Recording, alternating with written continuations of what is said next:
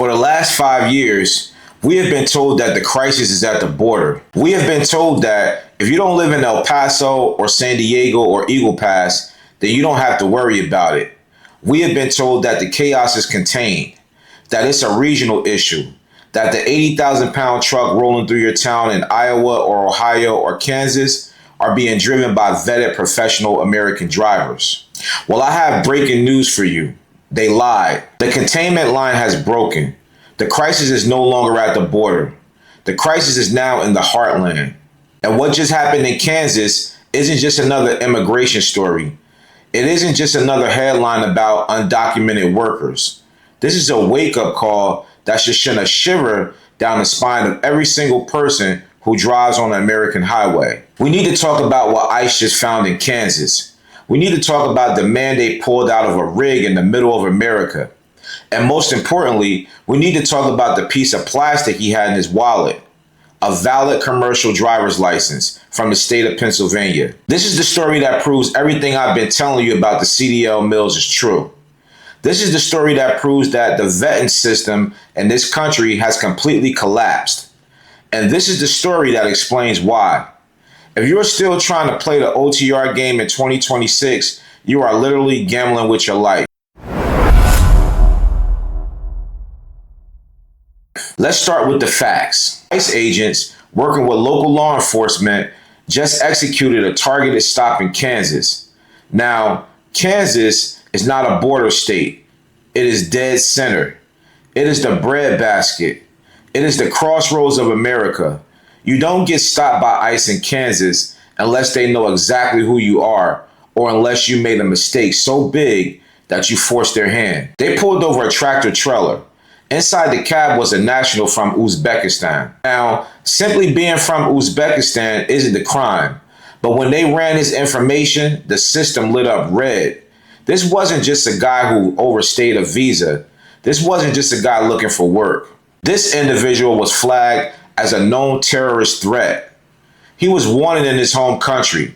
He was on the radar of intelligence agencies. And yet, he was behind the wheel of an 80,000-pound missile, cruising down an American interstate at 70 miles per hour. I want you to pause and let that sink in. We have TSA agents who will pat you down and confiscate your toothpaste before you get on an airplane. We have background checks if you want to buy a firearm. We have security protocols for entering a government building. But apparently, if you are a wanted terrorist suspect, you can get the keys to a vehicle that has the kinetic energy of a freight train. How does this happen? That is the question nobody in the mainstream media wants to answer. They want to gloss over it. They want to say, well, the system worked. They caught him. Did it? Did the system work? Because the system allowed him to get a commercial driver's license. When they arrested him, he produced a CDL issued by the Commonwealth of Pennsylvania. This is the smoking gun. This is the connection that we have been screaming about on this channel. Pennsylvania, a state thousands of miles away from the southern border, a state that on paper has regulations, a state that is supposed to verify your identity, your residency, and your legal status before they hand you a credential that allows you to transport hazardous materials. How does a man with a terroristic flag on his file walk into a Pennsylvania DMV, or more likely a third-party testing site, and walk out with a CDL? I'll tell you how, because the CDL mill industry is not just a safety hazard, it is a national security threat. We have known for a long time that there are schools and testing centers in certain states that operate as pay-to-play schemes. You pay cash, you provide a bogus address, maybe a P.O. box, maybe a safe house where 50 other drivers claim to live. You memorize the answers to the test, or in some cases, someone takes the test for you and you walk out with a license. These mills don't care who you are. They don't care if you are a terrorist. They don't care if you have zero driving experience. They care about the $3,000 or $5,000 cash payment. And the mega carriers, the brokers, they don't look too closely either. Think about the chain of custody here. This Uzbek national didn't buy that truck with cash. Someone hired him. Someone insured him. Someone dispatched him. A broker gave him a load. A shipper let him onto the dock. He probably signed the bill of lading. He probably interacted with a shipping clerk. And at no point in that entire chain did anyone stop and say, hey, something isn't right here. Why? Because the freight was cheap. That is the ugly truth of the OTR industry right now. The rates are so low, the desperation is so high that nobody asks questions anymore. If you have a pulse and a CDL number that clears the bare minimum automated check, you get the load. The shipper doesn't care if you are a terrorist. They care if you can move that load for $1.50 a mile. The broker doesn't care if you can't read English. They care if you take the cheap rate so they can keep their margin. This arrest in Kansas exposes the rot at the core of the industry. It proves that the barriers to entry that we used to be proud of, the idea that being an American trucker meant you were a professional, vetted, safe operator, those barriers are gone. And it's not just Kansas. If you think this is an isolated incident, you are being naive. This is happening everywhere. Look at Indiana. Look at Oklahoma.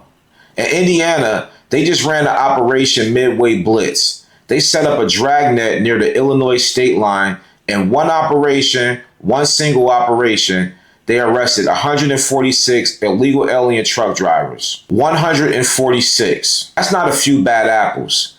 That is a fleet.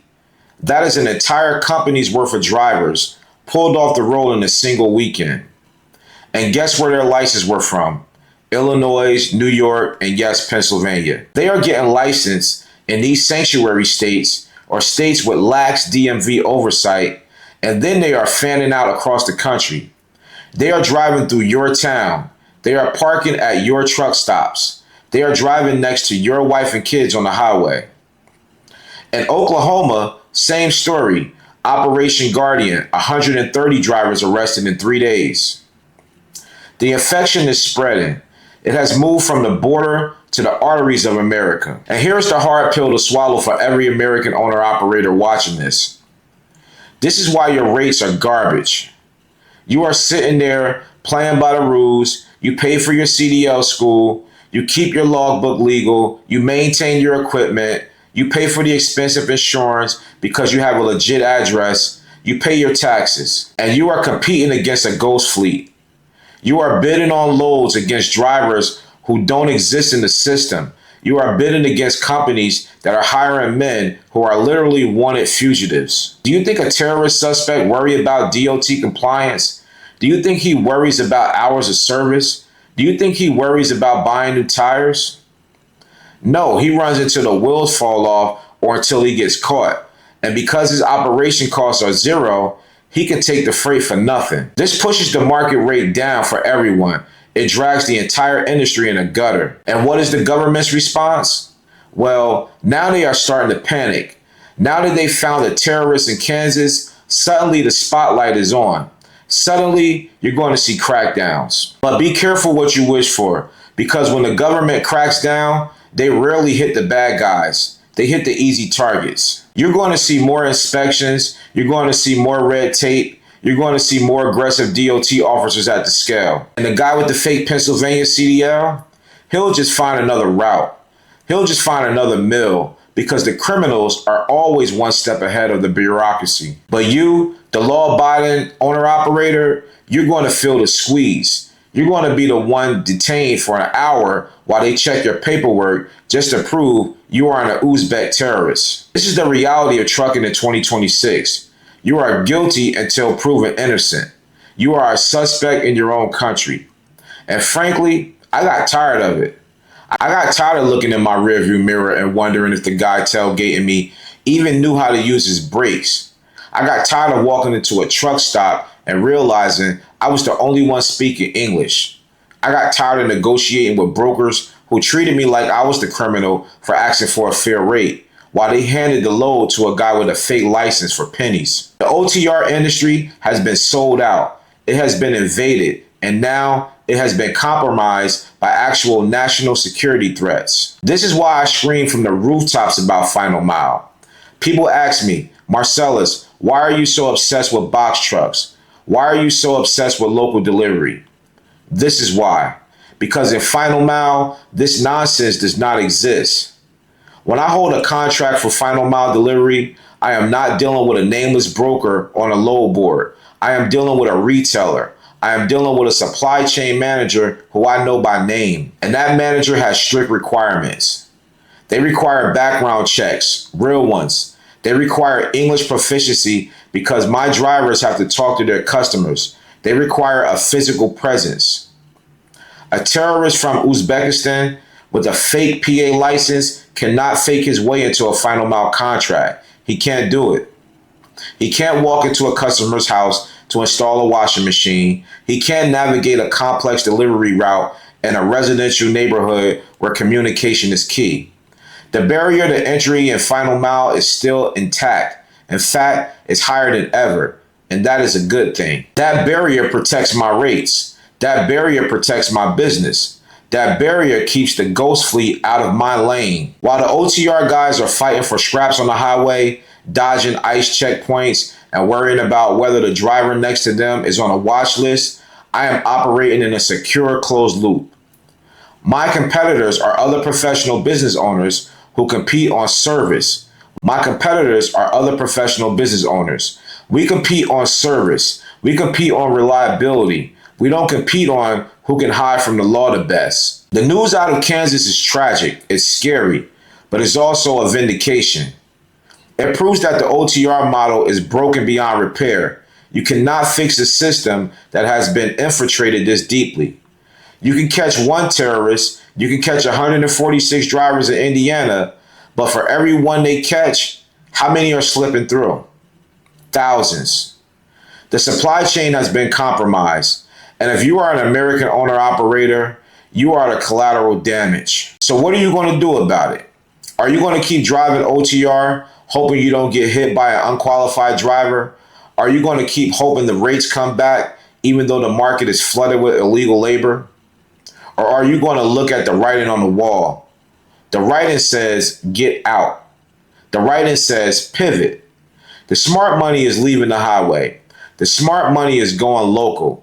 The smart money is going where the vetting is strict and the pay is guaranteed. I want you to think about your family. I want you to think about your safety. Is it worth it anymore? Is the romance of the open road worth the risk of sharing that road with people who have no business being behind the wheel? For me, the answer was no. I parked the OTR dreams and I built my business in final mile. I sleep in my own bed, I see my kids, and I know that people I work with are vetted, legal, and professional. If you are ready to stop gambling and start building a real business that is immune to this chaos, you know where to go. The box truck blueprint is not just a course. It's an evacuation plan. It is your ticket off the chaotic highway and into a secure lane. I put it up for free because I want to help you out. I want to see American owner operators win again. But you can't win if you are playing a rigged game. Kansas proved the game is rigged. Indiana proved the game is flooded. Don't wait for the next headline. Don't wait until it's your truck that gets hit. Make the move, check the blueprint, and let's get back to doing business the right way. The link is in the description box below. Also, check out the video below on the screen where I talk about why you could possibly see almost a 40% hike in your commercial insurance. On this video, I talk about nuclear verdicts where juries awarded $100 million from minor accidents and social inflation. And make sure you smash that like button, share this video with another driver, subscribe to the channel, and turn on your post notifications so you know when I drop another video.